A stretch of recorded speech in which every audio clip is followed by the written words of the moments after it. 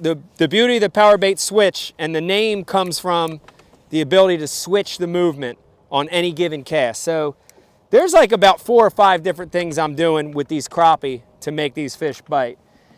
The first one is the most simple, is dead sticking it. I'm literally getting it up off the bottom, above the crappie, and I'm dead sticking it. You've heard it called moping. You've heard it called dead sticking. You've heard the term Demiki rigging. It's really the same, but the key is to have that bait horizontal. And if you look at how this bait's built, the eyelet is really far back and the weight is elongated. So it keeps it balanced, it keeps it horizontal. All right, the next way I'm fishing this bait is traditional jigging technique. And you know, I'm letting this bait get to the bottom. I'm trying to use, again, I'm using my active target. I'm using my forward-facing sonar. And when it hits the bottom, I'm really just using my rod tip to make that thing dance. Here's a great thing that this switch does. When you jig it, instead of just jigging it in the same motion, it actually falls different every time. It's a lot like an ice jig if you're an ice fisherman. So it has a very erratic fall, so I'm jigging it. The next retrieve that I'm doing, and this catches a lot of fish, guys. And if you look at this bait, it has a really special design. I almost call it like a little pulse tail. And I'm going to slow roll this thing, or slow reel this thing on the bottom. So I'm casting in the school of fish. I'm letting it get all the way down. And this time, instead of keeping it still, moping it, instead of jigging it, guys, all I'm going to do is slow reel that bait. And if you look at how it comes through the water, it actually has a little bit of a shimmy, a side-to-side shimmy. And that movement has triggered a lot of fish for us today. Try that one again. There he goes. Yep, I found the retrieve now, guys. That's a decent one. It's not a bad one.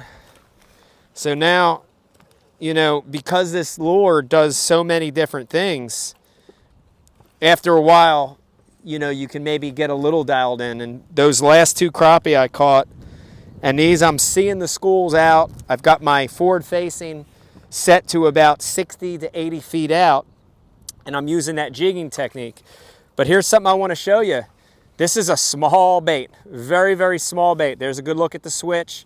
You see that line tie that's pretty far set back, but that weight is very broad in the body. And what that does is it allows for a big return on your forward-facing sonar. So like a crappie jig or a hair jig, hardly any return.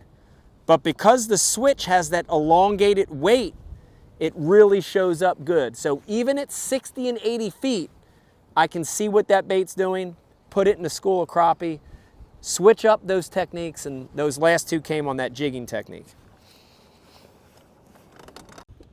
Goes, there's the bait falling. It's falling, hitting the bottom. Oh, there's one on it. Got him, big one, big one, big one.